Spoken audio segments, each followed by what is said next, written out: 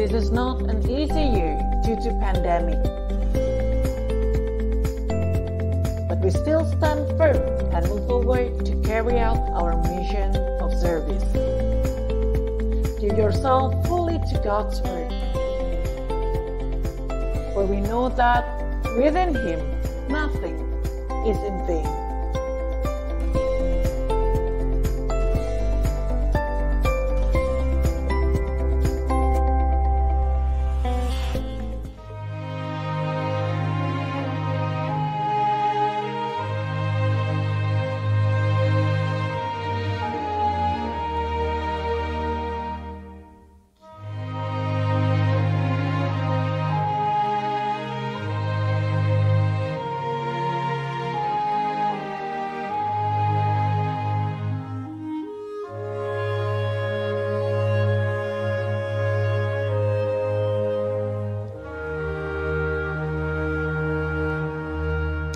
Selamat pagi jemaat sekalian. Mari kita memulai minggu ini dengan beribadah kepada Tuhan yang telah memanggil setiap kita untuk beribadah kepadanya.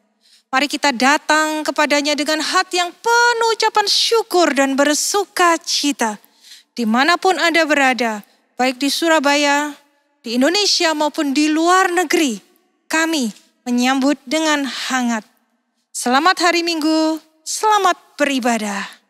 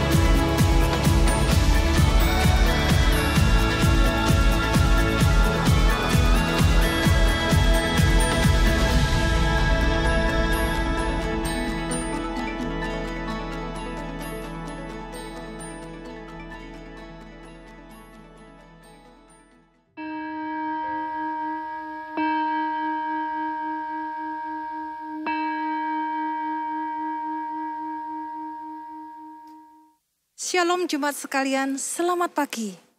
Mari kita bersyukur kepada Allah kita.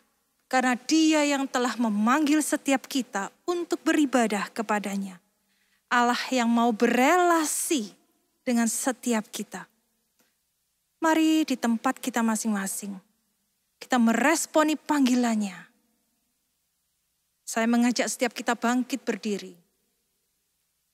Dan berdiam diri di hadirat-Nya yang Maha Kudus.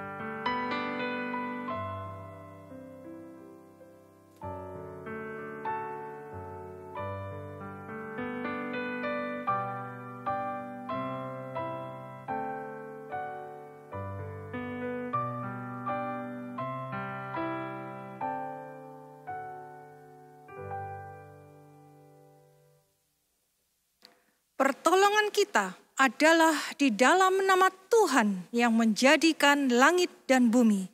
Turunlah atas kita sekalian damai sejahtera dari Allah Bapa, Allah Anak, dan Allah Roh Kudus. Amin.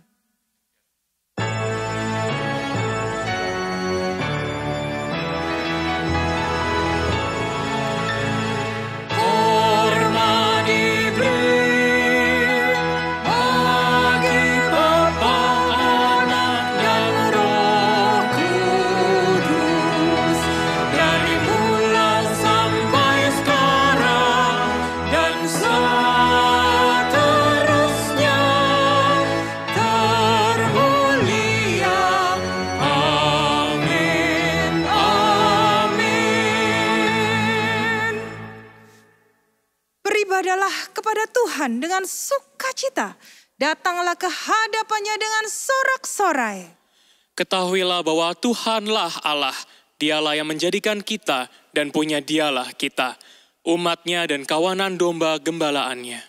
Masuklah melalui pintu gerbangnya dengan nyanyian syukur, ke dalam pelatarannya dengan puji-pujian. Bersyukurlah kepadanya dan pujilah namanya, sebab Tuhan itu baik, kasih setianya untuk selama-lamanya, dan kesetiaannya tetap turun-temurun. Amin. Mari kita bersyukur kepada Allah Sang Pencipta langit dan bumi, kepada Juru Selamat semua bangsa. Kita naikkan pujian ini bersama-sama dengan bersuka cita.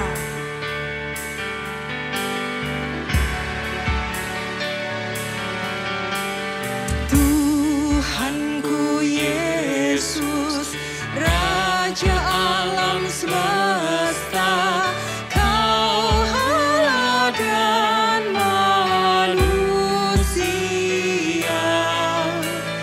Kau ku kasihi, Kau ku hormati, sukacitaku yang kekal.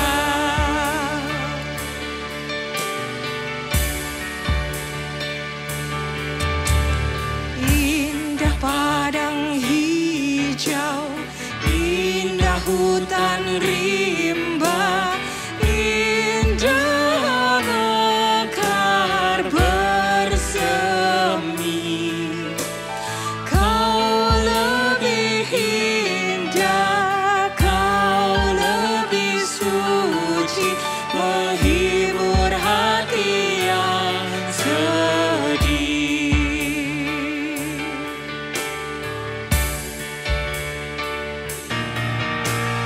Indah terang surya, indah terang bulan, dan bintang-bintang di langit. Jauh lebih indah terangmu Yesus dibanding semua malaikat. Juru Selamat ajaib, Juru Selamat ajaib, Tuhan semua bangsa, Kau Allah dan manusia. Hormat dan mulia, puji dan sembah sekarang selamanya bagimu.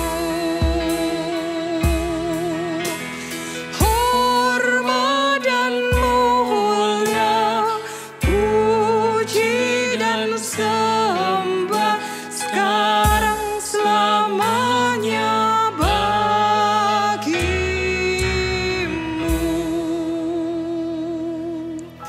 Kita masuk di dalam doa. Ya Tuhan, Allah kami yang maha mulia, dengan hati yang melimpah dengan syukur, kami datang ke hadirat Tuhan menaikkan pujian dan nyanyian kami kepada Allah Sang Pencipta langit dan bumi. Engkau sungguh Tuhan adalah Allah yang maha pengasih, menciptakan menciptakan isi dunia ini, memberikan kekuasaan kepada manusia untuk mengolahnya. Engkau adalah juru selamat yang ajaib, yang layak ditinggikan dan diagungkan oleh seluruh isi dunia ini. Engkau adalah Allah yang tidak pernah tertidur, yang terus-menerus menyatakan kuasa-Mu di antara bangsa-bangsa. Dengan kasih-Mu yang begitu besar, Engkau menebus kami umat-Mu, sehingga kami dapat selamat dan menjalani hidup ini dengan penuh pengharapan, bukan dengan kekosongan dan kehampaan.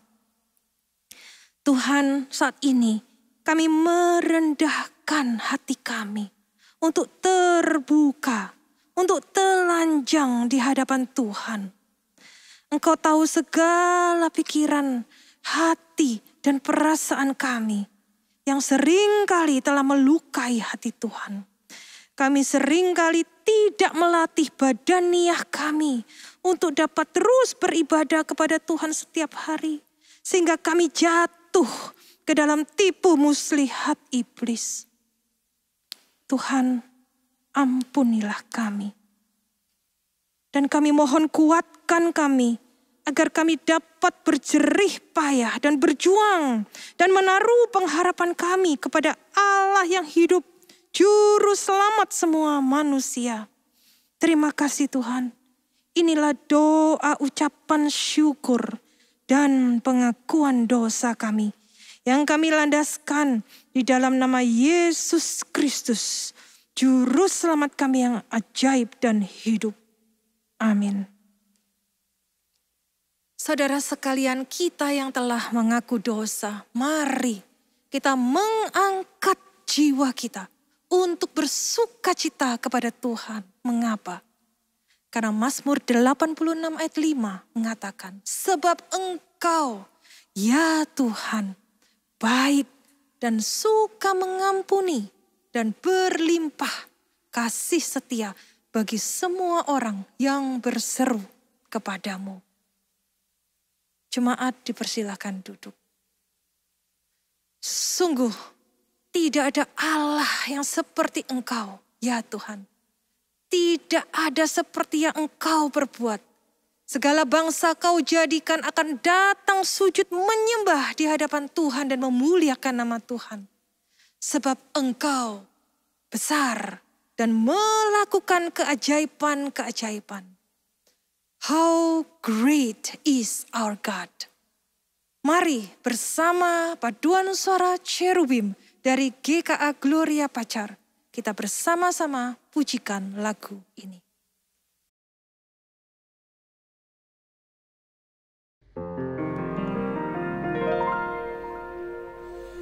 How great is our God. How great is our God. How great is our God.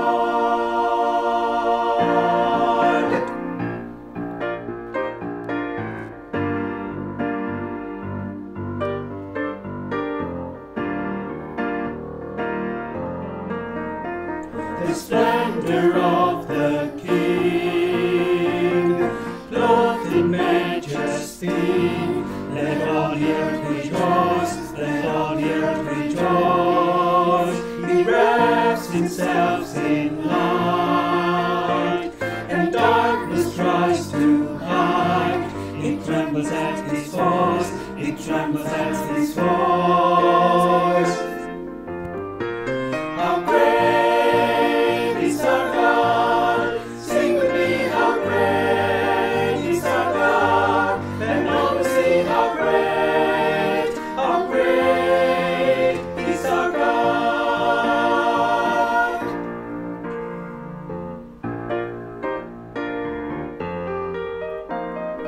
Edge to edge.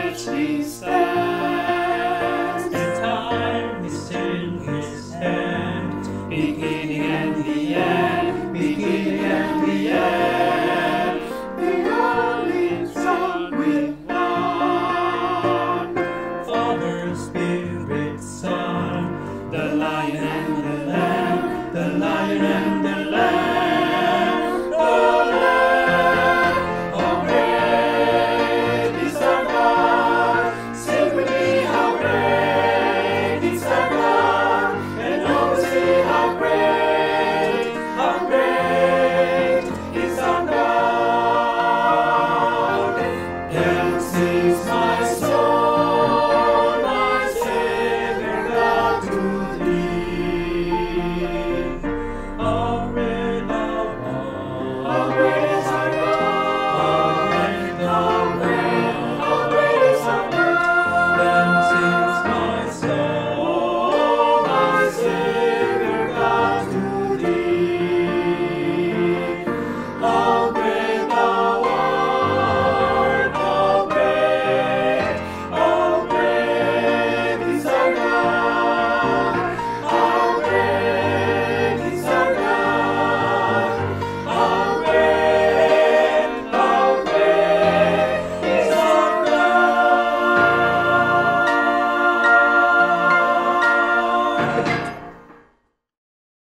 Sungguh Engkau adalah Allah yang besar, yang telah melakukan perbuatan-perbuatan-Mu yang ajaib. Engkau adalah Allah yang benar dan hidup kami bersyukur kepadamu Tuhan. Karena Engkau yang memegang kami di setiap musim hidup kami. Baik ketika di musim hujan berkat, ataupun musim kemarau yang panjang yang melelahkan. Engkaulah yang menolong dan menghibur kami di setiap musim kami.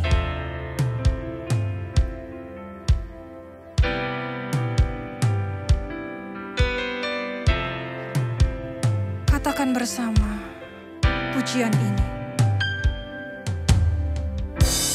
Dalam kesesakanku, Kau beri kedamaian-Mu. Dalam keraguan, ku temukan wajah-Mu.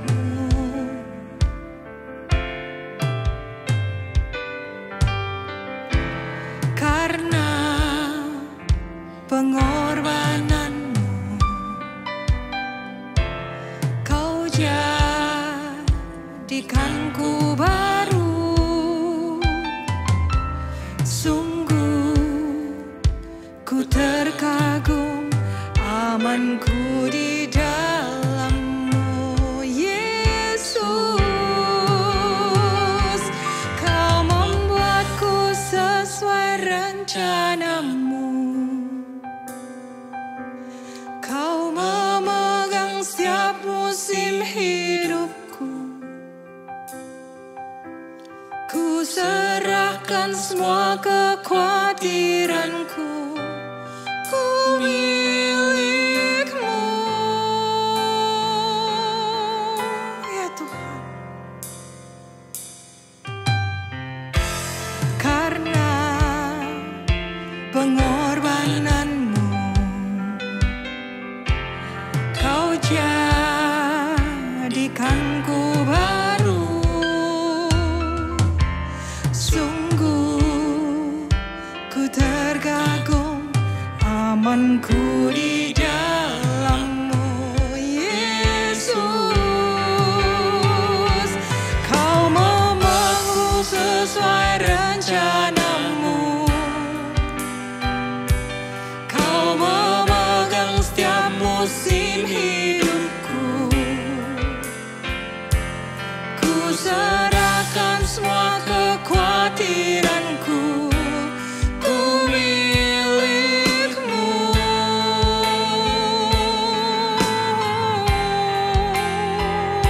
Semua kekuranganku Kau pun tahu.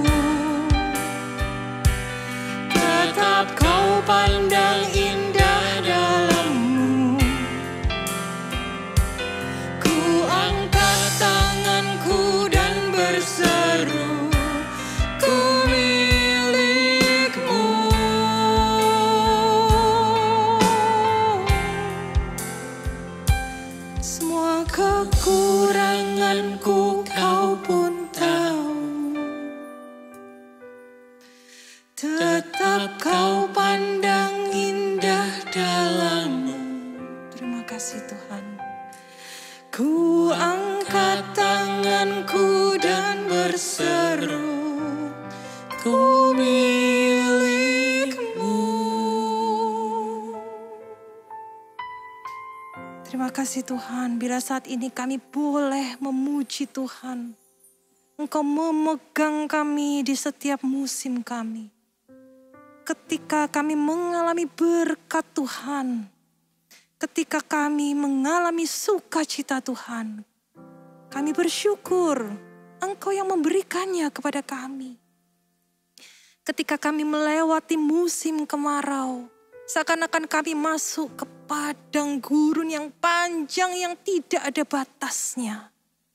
Kami lelah, kami letih, kami capek Tuhan. Dan Engkau pun ada di sana. Karena Engkau yang menciptakan kami. Engkau tahu kekurangan kami dan Engkau mengampuninya dan Engkau memandang indah kami karena Yesus yang menebus kami. Terima kasih Tuhan. Kami berdoa untuk setiap pergumulan-pergumulan keluarga jemaat-jemaat di GKA Gloria. Engkau tahu tangisan mereka, pergumulan mereka. Tuhan yang menyapa, merangkul dan menghibur mereka satu persatu. Karena mereka adalah milik Tuhan yang Kau kasihi. Kau tidak akan membiarkan mereka terhilang. Tidak ada yang dapat menceraikan kami dari kasih Tuhan. Tidak ada. Kami bersyukur Tuhan. Kami juga bersyukur Engkau memberkati gereja kami dengan pemilihan majelis meskipun secara online. Kami sudah selesai melakukan perintah Tuhan. Dan kiranya Tuhan menolong semua majelis-majelis yang terpilih untuk hidup takut akan Tuhan, mendengar suara Tuhan. Sehingga agenda Tuhan, kehendak Tuhan akan gereja ini boleh terlaksana dengan baik dan berhasil di mata Tuhan. Berkatilah seluruh hamba Tuhan GKA Gloria. Kiranya Tuhan juga memberkati supaya setiap hamba Tuhan boleh dipakai oleh Tuhan. Menjadi perpanjangan tangan bagi Tuhan. Untuk dapat memimpin gereja dan jemaat Tuhan dekat kepada Tuhan. Dan kami terus berdoa untuk bangsa kami yang terkasih. Kiranya Tuhan tetap memberkati. Kami bersyukur Tuhan mendengar doa dan tangisan kami sehingga COVID-19 boleh ditekan. Dan kami berdoa untuk apapun badai yang ada di depan. Kiranya bangsa ini boleh dikuatkan. Dan bangsa ini diberi hikmat oleh Tuhan. Untuk mengatasi segala badai kehidupan yang ada di depan. Tuhan, inilah doa syafaat kami yang singkat. Kami naikkan dan kami bawa. Di dalam doa Bapa kami yang diajarkan oleh Tuhan kami Yesus Kristus. Bapa kami yang di sorga, dikuduskanlah namamu, datanglah kerajaan-Mu, jadilah kehendak-Mu di bumi seperti di sorga. Berikanlah kami pada hari ini makanan kami yang secukupnya, dan ampunilah kami akan kesalahan kami, seperti kami juga mengampuni orang yang bersalah kepada kami. Dan janganlah membawa kami ke dalam pencobaan, tetapi lepaskanlah kami daripada yang jahat. Karena Engkaulah yang empunya kerajaan dan kuasa dan kemuliaan sampai selama-lamanya. Amin. Mari setiap kita mengucapkan pengakuan iman kita. Saya ajak setiap kita untuk bangkit berdiri di tempat kita masing-masing.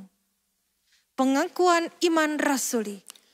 Aku percaya kepada Allah, Bapa yang Maha Kuasa, Khalik langit dan bumi, dan kepada Yesus Kristus, anaknya yang tunggal Tuhan kita, yang dikandung dari Roh Kudus, lahir dari anak darah Maria, yang menderita sengsara, di bawah pemerintahan Pontius Pilatus, disalibkan, mati dan dikuburkan, turun ke dalam kerajaan maut.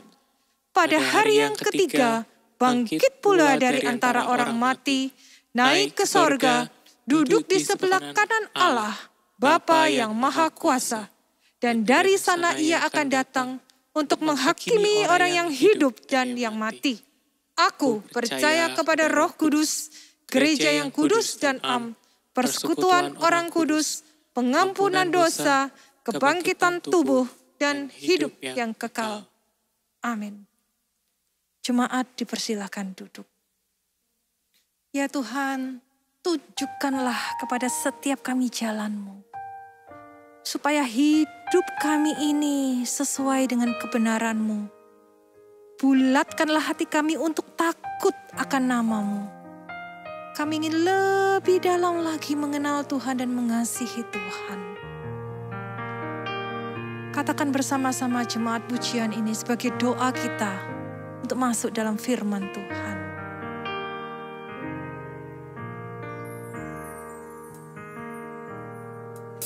Satu hal yang ku rindukan ya Tuhan, selalu berada di dekat-Mu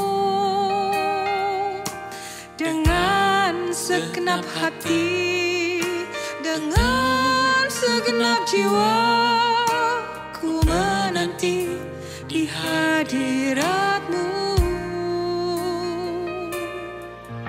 Satu hal yang ku rindukan ya Tuhan, selalu berada di dekat-Mu dengan segenap hati, dengan segenap jiwa, ku menanti di hadirat-Mu. Lebih dalam lagi ku rindu Kau Tuhan, lebih dari segala yang ada. Lebih dalam lagi ku cinta Kau Yesus, ku mengasihi-Mu.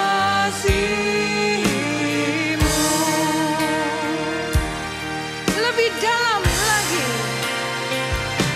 lebih dalam lagi ku rindu Kau Tuhan, lebih dari segala yang ada.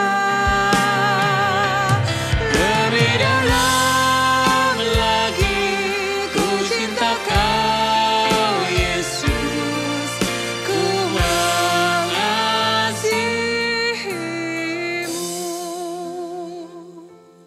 Lebih dalam lagi ku cinta Kau Yesus,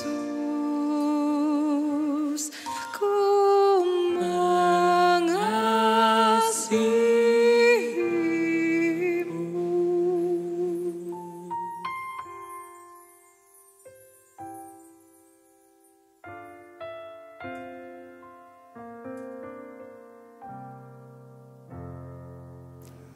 Jemaat yang dikasihi Tuhan, secara khusus pada saat ini kita akan memikirkan mengenai satu bagian daripada firman Tuhan yang memang sesuai dengan rencana yang diberikan oleh majelis gereja dan pimpinan gereja ini, yaitu untuk kita memikirkan mengenai satu tema, jangan salah memilih prioritas. Jangan salah memilih prioritas. Dan rupanya saya dianjurkan untuk melihat dari satu bagian Alkitab yang memang tidak secara khusus saya akan uraikan khusus hanya bagian itu saja. Yaitu terambil dari Markus pasal yang ke-7. Dan sebelum kita membaca kita akan mohon pimpinan Tuhan. Bapa Surgawi, kami berterima kasih oleh karena hidup ini adalah hidup di dalam kasih karunia Tuhan. Sehingga kami sudah lagi berpikir dengan pikiran-pikiran kami, mengambil keputusan dengan pertimbangan kami sendiri, tapi kami mencoba untuk berpikir dengan pikiran yang Engkau sudah sediakan bagi kami. Dan untuk itulah kami akan dari waktu ke waktu mempersembahkan akan hal-hal yang diperkenan Tuhan dalam setiap pilihan di dalam kehidupan kami ini. Pimpin kami Tuhan, oleh karena hidup yang kompleks ini, kadang-kadang tidak memberi peluang kepada kami untuk betul-betul bisa memanifestasikan kehidupan iman kami. Dengarkan seru sembahyang kami Tuhan, oleh karena hanya di dalam nama Tuhan Yesus Kristus kami sudah berdoa. Amin. Dari Markus pasal 7 itu adalah bagian percakapan Tuhan Yesus sebetulnya dengan orang-orang Farisi.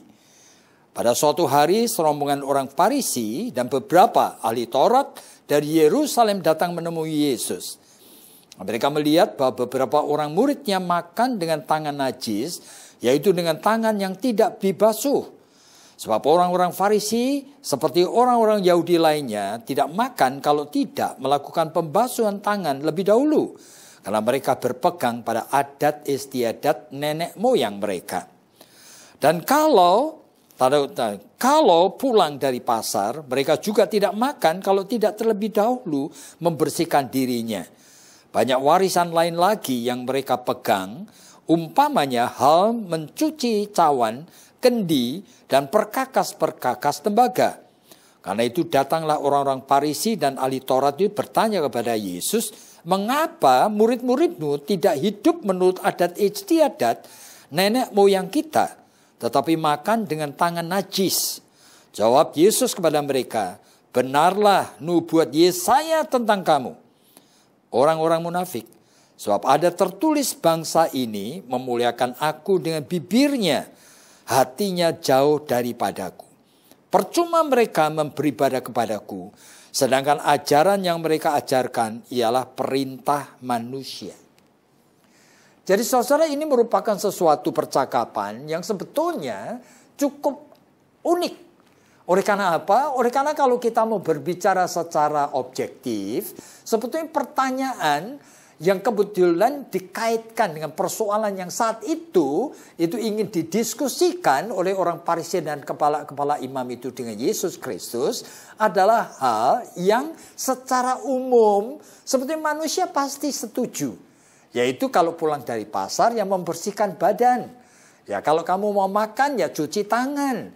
Itu bukan merupakan ajaran yang very special, strict, apalagi dikaitkan dengan ajaran agama. Meskipun kita tahu bahwa sebetulnya saat itu Tuhan itu melihat bahwa mereka bukan hanya mengembangkan aplikasi dari 10 hukum yang Tuhan berikan menjadi 613 hukum. Ternyata Tuhan di dalam bagian-bagian tertentu mengizinkan bahwa hukum-hukum itu juga berlaku. Oleh karena apa? Oleh karena Tuhan menghargai akan kehidupan di dalam balance of life. Nah, di dalam balance of life itu kadang-kadang itu Tuhan itu seolah-olah rela untuk mengosongkan diri, menyesuaikan diri dengan kemauan daripada orang-orang yang jelas-jelas memang melawan dia. Yaitu orang Farisi, kepala-kepala imam. Sehingga kalau kita mau perhatikan, di dalam Matius pasal 23 pun, itu Tuhan Yesus sampai mengatakan kalimat seperti ini. Ya kan, kamu harus menuruti segala yang diajarkan oleh orang Farisi dan kepala imam. Oleh karena diambil dari kitab Taurat Musa. Tapi jangan ikuti tingkah lakunya. Jadi sebetulnya ajaran itu sendiri, meskipun kadang-kadang dikembangkan oleh akal pikiran manusia, yang sebetulnya tidak completely selalu sesuai dengan kehendak dengan firman Tuhan, tetapi Tuhan ingin keep the balance. Apa yang sudah berlaku barangkali sekian ribu tahun itu supaya jangan dibongkar begitu saja. Sehingga area tertentu yang masih bisa disesuaikan dengan kebenaran firman Tuhan itu diterima. Tetapi hari ini saudara kita itu akan secara khusus itu memikirkan mengenai apa yang diberikan oleh pimpinan gereja ini sebagai tema untuk dikhotbahkan hari ini. Yaitu jangan salah memilih prioritas. Yang memang tadi kita jelas sekali melihat bahwa orang-orang Farisi dan kepala imam itu salah memilih prioritas. Dan yang menilai adalah Tuhan Yesus. Sampai mengatakan oleh karena kamu salah memilih prioritas, sehingga kamu itu sebetulnya menjadi orang munafik. Hal yang sekunder, kamu jadikan primer. Hatimu jauh dari Tuhan. Dan kita ingat bukan, ini merupakan bukan hanya kelemahan Farisi dan kepala iman, baru Saduki sekalipun, tapi kelemahan kita semua.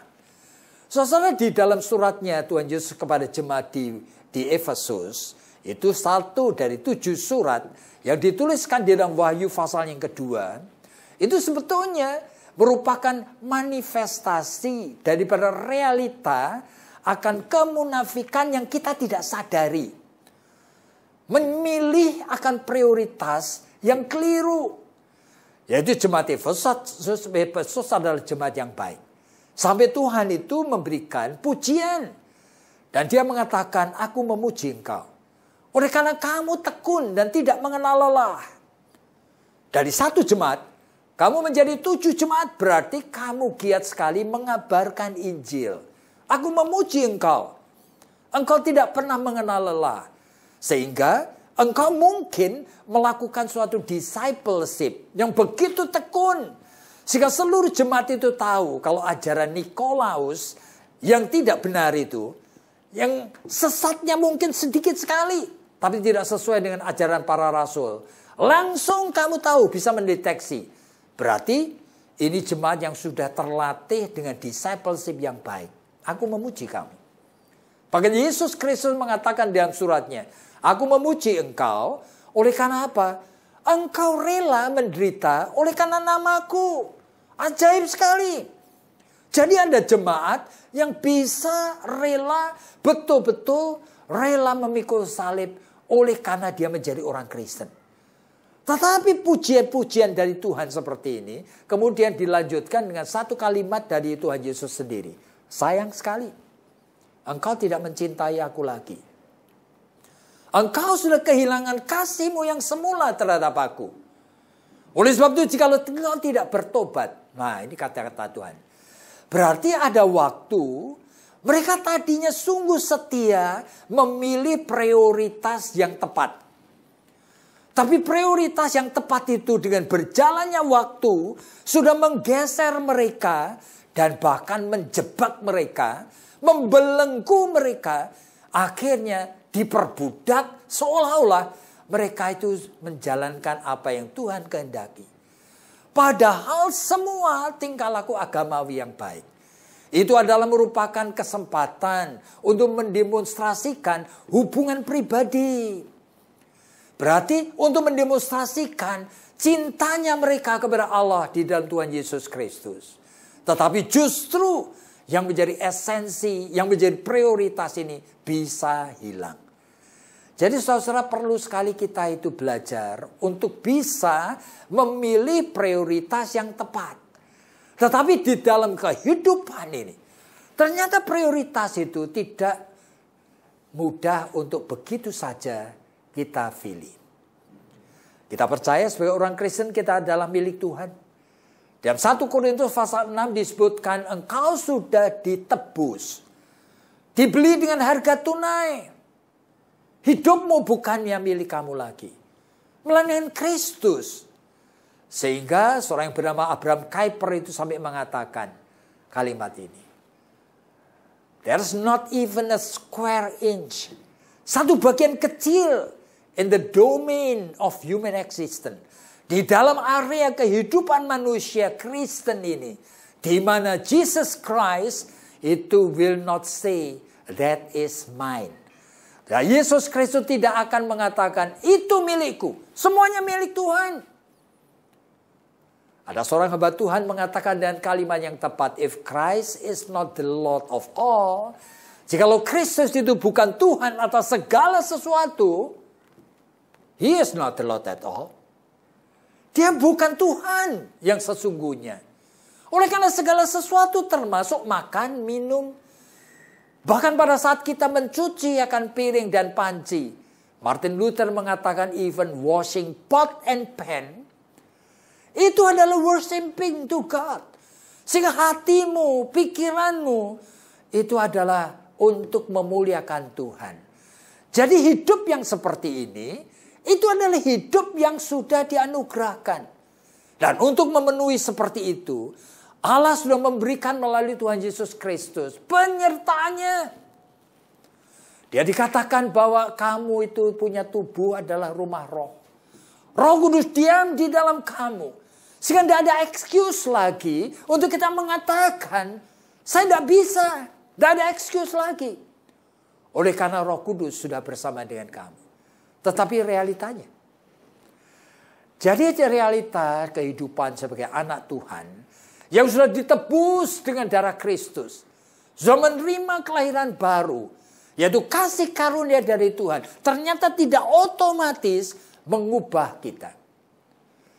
Oleh karena apa? Nah, oleh karena kasih karunia yang Tuhan berikan. Itu masih merupakan suatu misteri. Yang belum kita alami, kita belum rasakan. Kita belum completely mengerti. Dan kondisi seperti ini Allah itu tahu. Jika Allah memberikan anugerah yang kedua yaitu iman. Supaya iman itu mengerjakan keselamatan yang sudah ada, yang sudah diberikan Tuhan di dalam diri kita. To work out salvation itu. Tetapi with fear and trembling. Berarti dengan ketakutan dan gemetar. Kenapa begitu? Filipi pasal 2 ayat 12. Oleh karena ternyata membutuhkan sekali akan keberanian untuk menyangkali diri. Keberanian untuk memikul salibnya. Keberanian untuk menurut completely apa yang Tuhan mau. Di tengah kadang-kadang pikiran perasaan kita yang tidak memungkinkan. Saudara saya seringkali berjumpa dengan orang-orang yang jelas-jelas mengerti. Dan sebetulnya yang Tuhan tuntut pun juga tidak terlalu sulit juga tidak. Tetap juga tidak mau. Ada seorang dokter spesialis. Dia seorang dokter yang lulusan daripada satu universitas yang top di Amerika.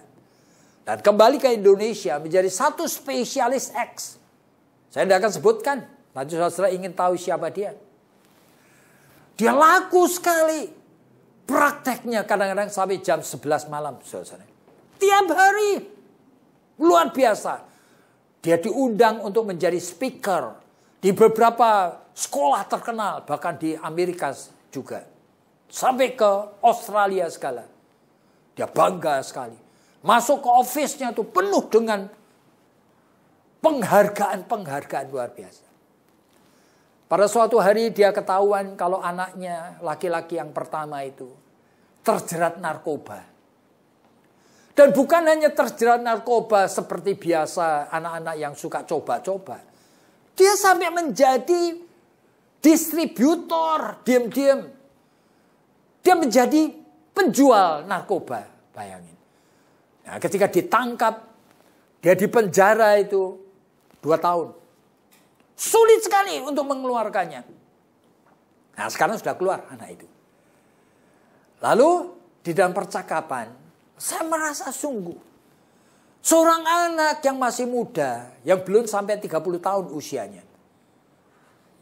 Cry for help. Menginginkan sekali cinta kasih dari ayah ibu. Yang selalu sibuk. Sehingga dia merasa dirinya empty, kosong. Jika saya ngomong dengan papanya. Apakah mungkin? You praktek sore itu sampai jam 7 saja. Apakah mungkin? Setiap minggu ada 1 hari kosong khusus. Di mana kamu rebuild the family. Gak usah dipikirkan sulit-sulit. Kamu adakan spesial waktu aja. Spesial waktu. Barangkali 1 jam. Untuk menemani anakmu. Tidak selalu 1 jam itu kamu mengkuliahi dia. Justru jangan mengkuliahi dia. Just ngikut aja bersama dengan dia. Dia mau ngajak berenang. Dia mau ngajak makan sesuatu. Atau minum kopi. Temani. Saya tanya apa terlalu sulit. Dia mikir. Dokter spesialis ini mikir, saudara. Dan dia mengatakan, Bapak tidak tahu kesibukan saya. Mana mungkin saya melakukan itu? Mana mungkin? Saya jadwalnya itu sudah sampai tahun depan. Waduh, kok jawaban kayak gini, saya mengatakan. Lalu dia mengatakan, Bapak Pendeta tolong bantu saya. Carikan pembina untuk anak saya. Rehabilitasi yang memang sesuai dengan kebutuhan anak saya. Tapi dengan kata lain dia mau ngomong apa? Jangan libatkan saya. Saudara, memilih prioritas. Itu kadang-kadang membutuhkan suatu penyangkalan diri. Keberanian mengubah sistem hidup. Berani membayar harga. Meskipun sebetulnya Tuhan tidak menuntut harga terlalu mahal, saudara. Kadang-kadang cuma nama, popularitas, dikurangi sedikit. Untuk hal yang seperti itu pun, saudara, banyak orang tidak rela. Saya akan turunkan sedikit ya. Saya menjumpai satu keluarga yang terus bertengkar. Suaminya itu ketahuan selingkuh, saudara. Melalui suatu proses percakapan sampai 3-4 kali pertemuan. Sederhana sekali. Saya cuma minta dengan sangat. Untuk memulai mencipta suatu sistem kebersamaan di rumah. Saya cuma ngomong, apakah bisa dalam 1 minggu ke depan ini, setiap malam kalian makan malam itu bersama-sama. Dan ingat, pada saat bersama-sama makan, apakah bisa kalian membaca 1 ayat, lalu dibicarakan bersama-sama. Lalu meminta pertolongan Tuhan, supaya kalian itu bisa mulai mengatakan apa yang kami pikirkan dan rasakan. Khususnya mengenai ayat itu. Nah, saya tanya, apakah itu too much? Suaminya memandang istrinya, istrinya memandang suaminya. Mereka mengatakan, ya saya akan coba. 2 minggu kemudian kita ketemu lagi. Saya tanya, apa yang sudah terjadi? Apa kamu sudah mulai setiap malam itu makan bersama-sama? Mereka berdiam. Istrinya mulai mengatakan, kami kalau buka toko itu kadang-kadang sampai jam 10. Pernah 1 kali, yaitu kami lakukan, tetapi kemudian kami malah bertengkar. Oleh karena saya minta dia itu yang mulai baca Alkitab, dia tidak mau. Waduh. Saya sudah ingatkan. Apakah mau? Jikalau ini merupakan kebutuhan seluruh keluarga. Supaya kalian itu adakan waktu spesial. Untuk makan bersama. Untuk makan bersama. Membaca 1 ayat. Lalu masing-masing silakan ngomong apa yang kalian pikirkan. Rasakan mengenai ayat itu. Memilih prioritas. Itu bukan masalah yang sederhana seperti membalikkan telapak tangan. Oleh karena kita ternyata sudah terbelenggu dengan sistem pola pikir, kebiasaan, perasaan dengan kerja-kerja tertentu. Ada banyak orang yang lahir daripada keluarga yang memang modalnya kecil sekali. Orang tua banyak bertengkar.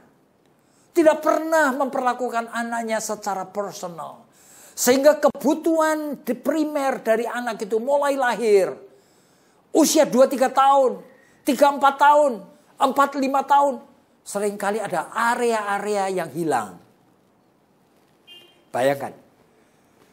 Kalau 0-2 tahun, seorang anak itu mendapatkan kebutuhan primernya. Yaitu kasih yang bisa dinikmati. Belayan, pelukan dari ayah dan ibu yang bisa dinikmati.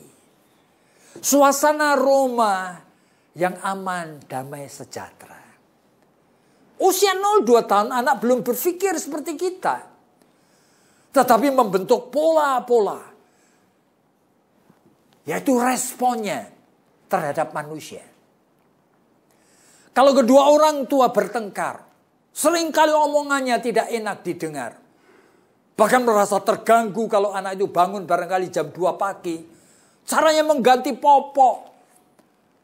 Caranya memberikan air susu. Dengan kasar dan bukan dengan cinta kasih. Maka anak itu membuat reaksi. Pola emosi tertentu. Yaitu apa? Saya tidak suka manusia. Oleh karena manusia pertama yang hadir dalam hidup saya. Yaitu mama saya, setiap kali dekat itu aku merasa takut. Aku merasa gelisah. Permulaan daripada munculnya jiwa yang namanya mistrust. Yang membuat jiwa manusia ini terus gelisah. Ada sesuatu yang kurang. Dia sulit sekali bisa berterima kasih atas kebaikan orang lain. Jadi saudara bisa membayangkan. Jikalau seorang manusia modalnya dari usia 0 sampai 2 tahun aja. Sudah tidak punya modal untuk bisa mempercayai orang. Untuk bisa ingin dekat dengan orang. Bagaimana dia kemudian di dalam hidupnya? Hidupnya itu akan dikuasai oleh dorongan-dorongan insting. Yang disebutkan oleh Freud, Sigmund Freud, sebagai death instinct. Insting kematian, oleh karena insting ini menghancurkan. Dia tidak bisa memilih prioritas yang bisa membangun anaknya, membangun istrinya, membangun suaminya, membangun orang lain. Membahagiakan akan orang lain. Dia terus mau menyerap. Merasa dirugikan. Merasa tidak terima. Ingin menghukum. Nah, saudara bisa membayangkan. Saya belum bisa teruskan kepada area. Bagaimana dengan 2-3 tahun? Bagaimana dengan 3-4 tahun? Waduh, saudara. Jadi ini manusia itu kompleks. Pada saat kita mau memilih priority. Kadang-kadang kita ini ternyata tidak mempunyai bekal. Ada banyak orang ingin sekali mengasihi Tuhan. Dari mulut, pikirannya tahu itu seharusnya yang terbaik. Tapi dia lahir, dibesarkan dalam keluarga yang tidak membekali dirinya untuk bisa mengasihi Allah. Loh, apa itu? Saudara J.B. Phillips itu di dalam bukunya Your God is too small. Dia mengatakan ada puluhan konsep mengenai Allah yang keliru. Yang tanpa sengaja sudah diwariskan orang tua pada anak-anaknya. Ya, kadang-kadang anak itu menjumpai orang tua yang baik sekali. Anak itu tahu persis. Papa mamanya itu maksudnya baik. Tapi aku capek mengikut kemauannya. Oleh karena sejak kecil papa mamanya itu inginkan anaknya berhasil.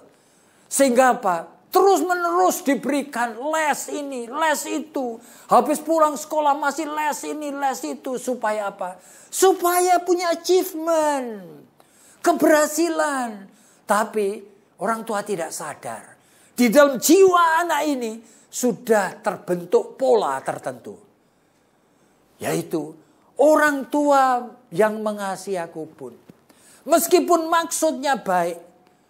Tapi aku capek ngikut dia. Ini nanti menjadi dewasa. Dia menjadi orang Kristen. Meskipun tahu.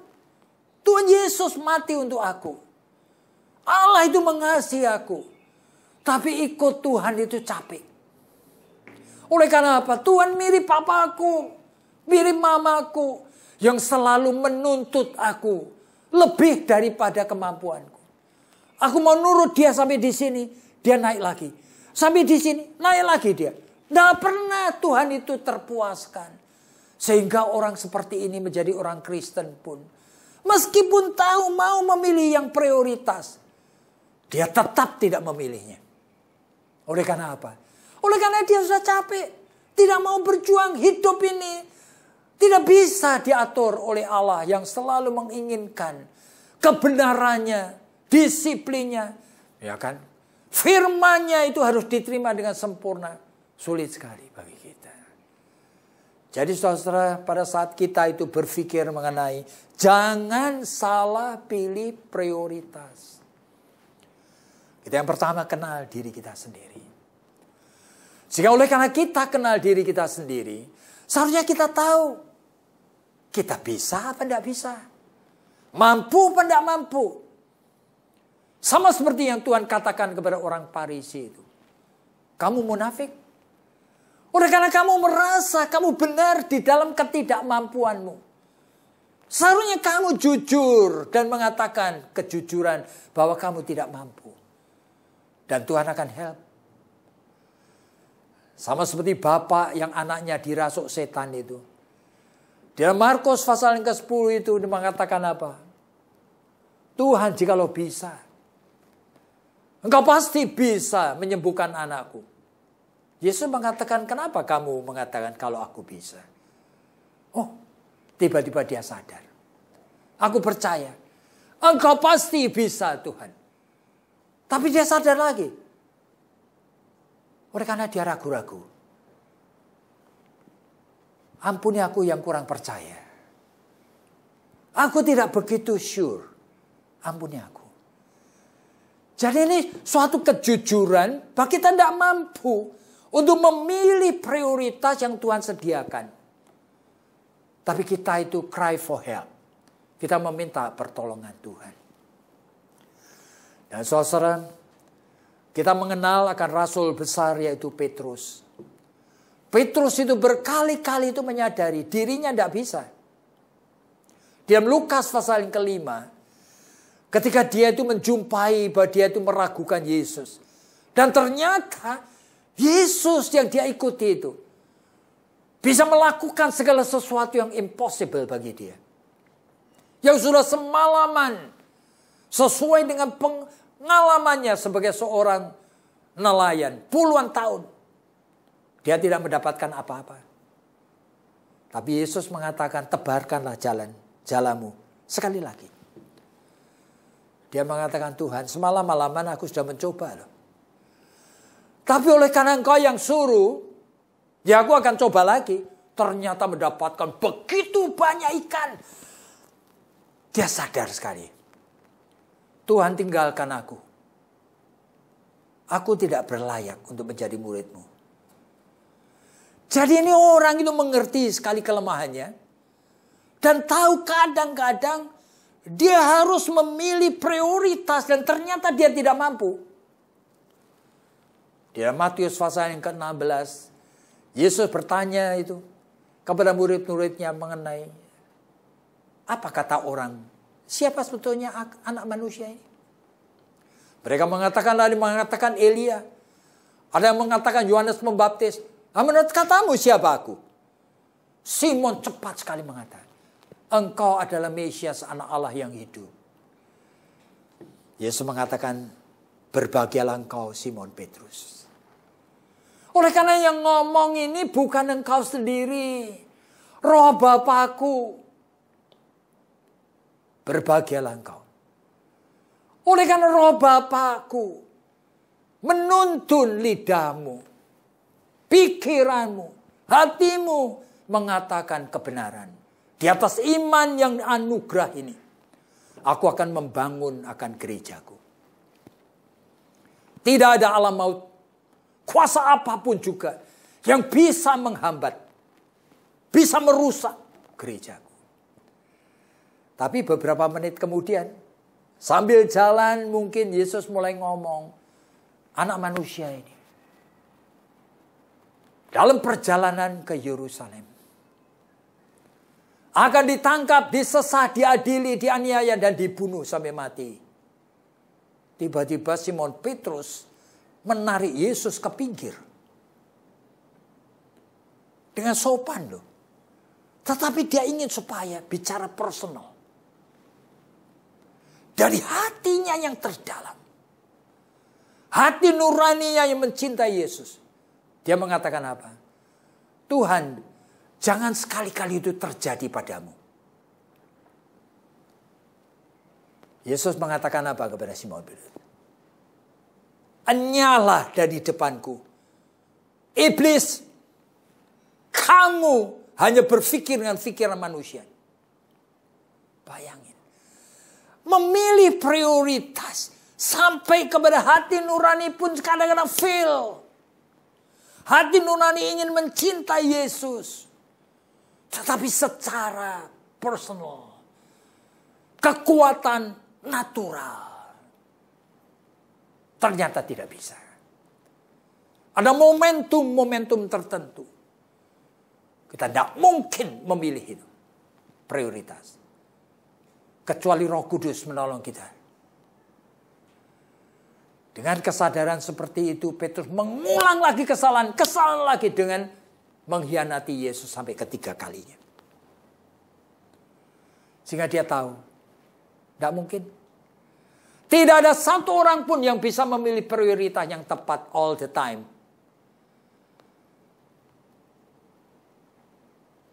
Hanya Roh Kudus yang memimpin. Makanya di dalam suratnya yang kedua, dia mengatakan kalimat seperti ini. Iman yang sudah Tuhan anugerahkan.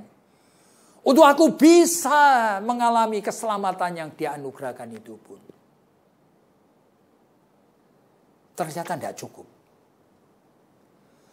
Iman yang work out. Harus tahu. Mengerjakannya bagaimana. Makanya iman perlu ditambah dengan kebajikan. Di Yakobus itu dikatakan pasal yang kedua. Iman tanpa perbuatan. Tanpa wujud nyata. Kosong. Sehingga Petrus tahu sekali bagaimana bahwa iman ini perlu dikerjakan. Sudah merupakan gratia. Perlu ditambah dengan notisia. Yaitu pengenalan akan kebenaran firman-Nya ini. Tetapi setelah kenal kebenaran firman, iman belum menjadi wujud nyata tanpa tambahan asensia. Yaitu tekad untuk mau rely on the truth. Gratia, notisia, asensia, rely on the truth. Mau dituntun oleh firman itu. Baru aku akan mengalami experience-nya. Itulah wujud fide. Makanya fiducia. Iman itu yang sesungguhnya adalah kesatuan dari 4 aspek ini. Makanya Petrus melihat perlu anugerah Tuhan. Jadi iman tidak cukup perlu ditambah dengan kebajikan. Tetapi iman dan kebajikan pun pada saat kita sedang mengembangkan bagaimana mengaplikasikan dalam bentuk-bentuk yang baik dan diperkenan. Petrus mengatakan perlu ditambah pengetahuan. Oleh karena pengetahuan dari Tuhan itu sumber wisdom yang sejati. Jika C.S. Lewis itu pernah mengatakan virtue which is unchecked is more dangerous than blatant evil. Kebajikan. Tapi kalau tidak ada alat untuk ngecek benar salahnya, kurang tidaknya, lebih berbahaya daripada kejahatan yang terang-terangan. Jadi perlu pengetahuan. Jadi iman, mau memilihkan prioritas, perlu sekali kebajikan dari iman yang dikembangkan menjadi 4 aspek tadi. Supaya kita alami. Itu pun perlu pengetahuan. Di mana kita tuh mengerti. Kebaikan yang aku lakukan sekarang itu betul buah roh. Atau sebetulnya kebaikan natural yang aku cuma ikut-ikutan. Sama seperti jemaat di Efesus tadi. Sampai mengabarkan Injil ada buahnya.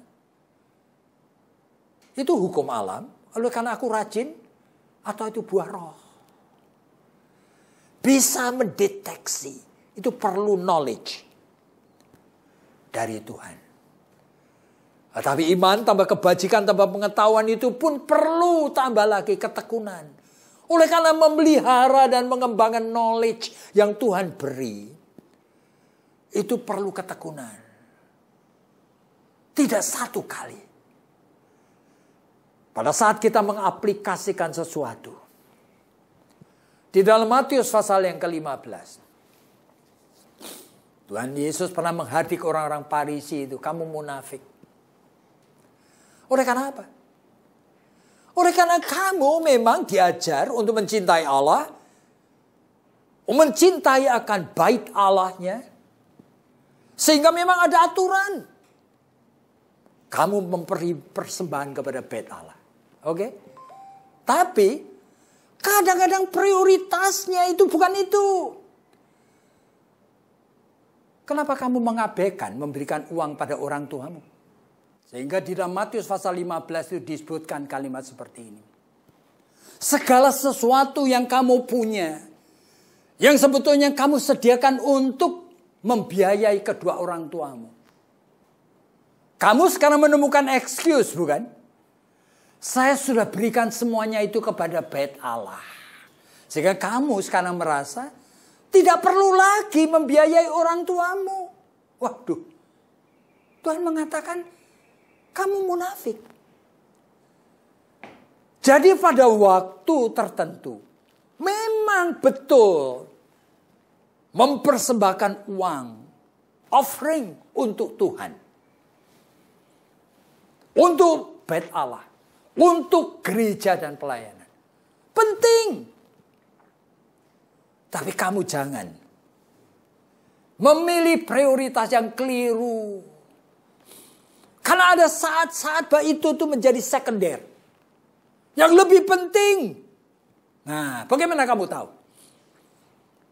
Jikalau kamu tidak menambahkan iman dengan kebajikan.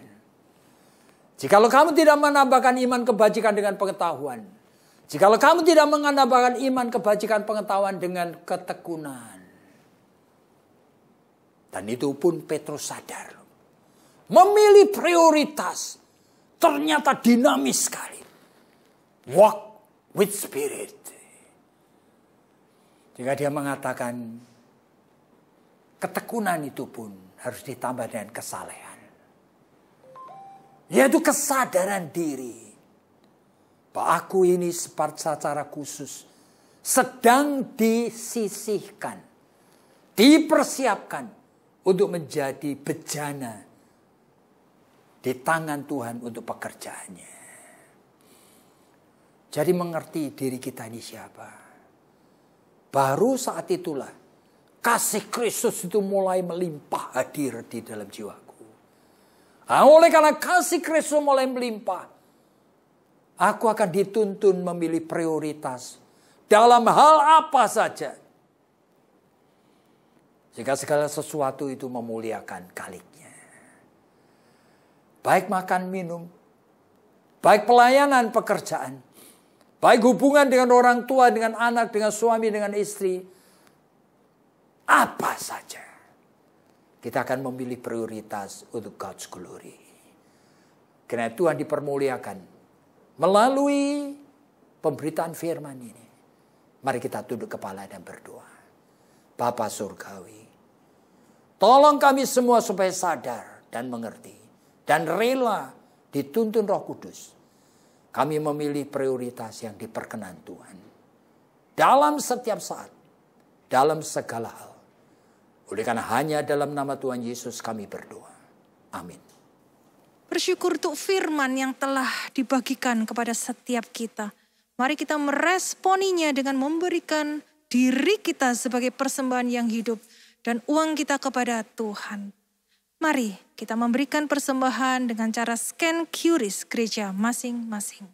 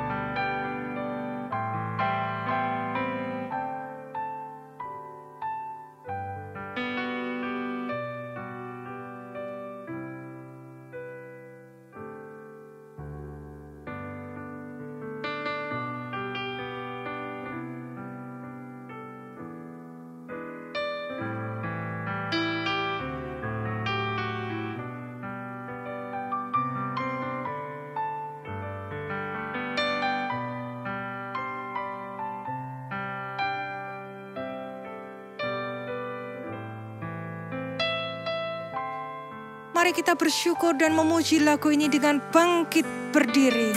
Kita katakan bersama-sama.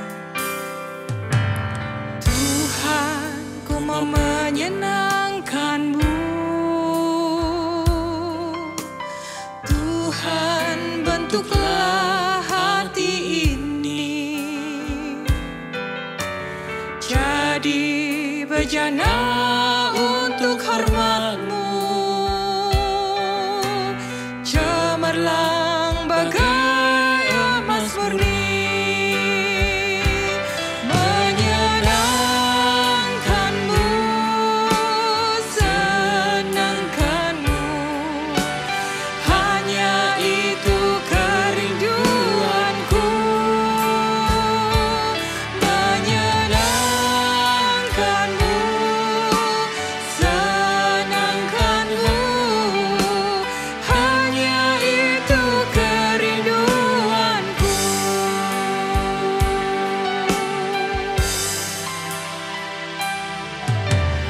Tuhan, ku serahkan hatiku,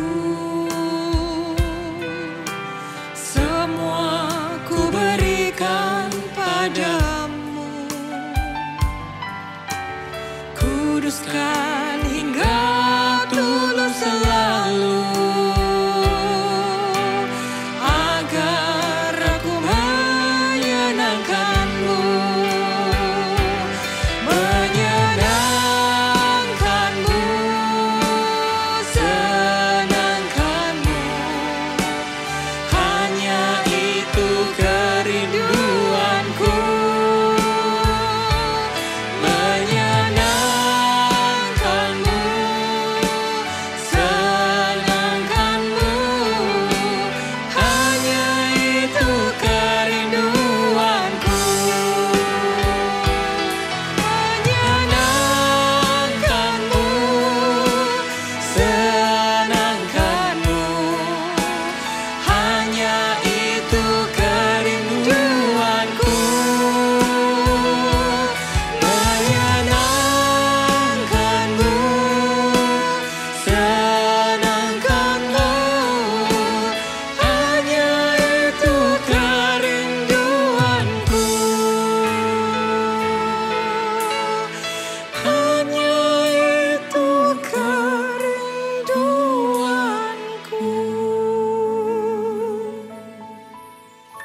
Ya Tuhan, inilah kerinduan kami, ucapan syukur kami kepadamu, Allah kami, dengan segenap hati kami untuk memuliakan nama Tuhan selama-lamanya melalui persembahan diri kami dan uang dan materi yang kami miliki serta talenta kami. Melalui diri kami ini Tuhan, kiranya Engkau memakai setiap kami dari firman yang sudah kami dengar untuk menjadi berkat bagi rekan-rekan di sekitar kami. Ajari kami untuk kembali kepada prioritas hidup kami, menjaga relasi kami dengan Tuhan. Meskipun kami tidak melihat Tuhan secara kasat mata, tetapi inilah janji kami untuk menyenangkan Tuhan, mengasihi Tuhan, dan mau hidup dekat dengan firman Tuhan dan Allah Roh Kudus yang memimpin hidup kami. Terimalah persembahan hidup kami ini dan uang yang sudah kami berikan dengan sukacita dan rasa ucapan syukur kami. Di dalam nama Tuhan Yesus kami naikkan doa syukur persembahan ini. Amin. Bagi Dia satu-satunya Allah yang penuh hikmat oleh Yesus Kristus, segala kemuliaan sampai selama-lamanya. Amin.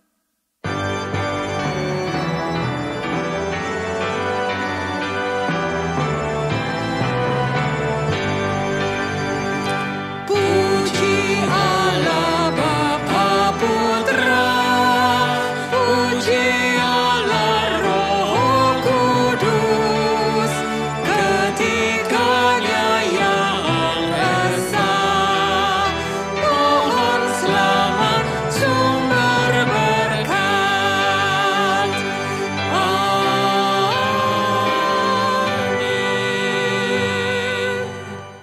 Saudaraku, mari kita bersama-sama mengarahkan hati kita kepada Tuhan dan menerima berkat yang datang daripada Allah. Kiranya Allah sumber pengharapan memenuhi kamu dengan segala sukacita dan damai sejahtera dalam imanmu kepada Yesus Kristus Tuhan. Kiranya oleh kekuatan Roh Kudus kamu berlimpah-limpah dalam pengharapan dan sukacita, mulai dari saat ini sampai selama-lamanya. Amin.